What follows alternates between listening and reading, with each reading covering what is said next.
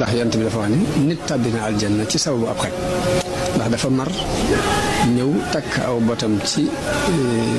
laxasaay yi mu yoroon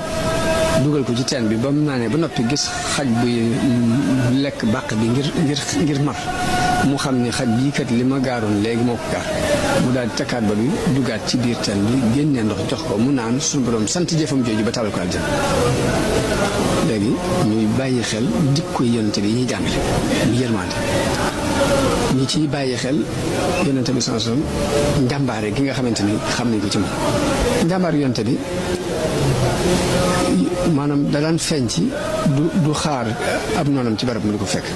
saa masaan dégg ñu ne ay noon ñi ngi barab sàngam di ko waajal moom day waaj fekk leen fa wala ñu jóg loolu kon ab jullit dafa war a jànge njàmbaare googu ci yonent bi sax muy bul xaar fenn sam noonu foo ko dégg dama ngaa tekk jóg ba woon ko ne ko du ma sama naka noonu matale kulëre yonent bi sax ci ñu matale woon kulëre nga xam ne kum seqal la cay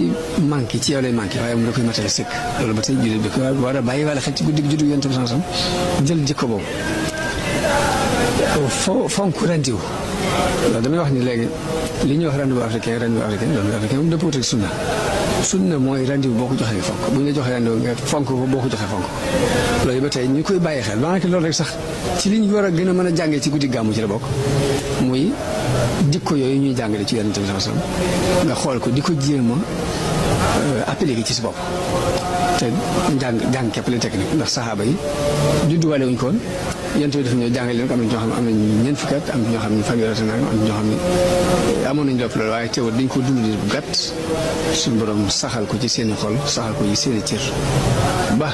yonent bi mu fi jógee fuñ taxaw rek wóotu ko fa wóotu gu wóor nu itam taxaw boobu lañ ci wax taxaw ndax Sëriñ Tuubaa dañ daan wax ni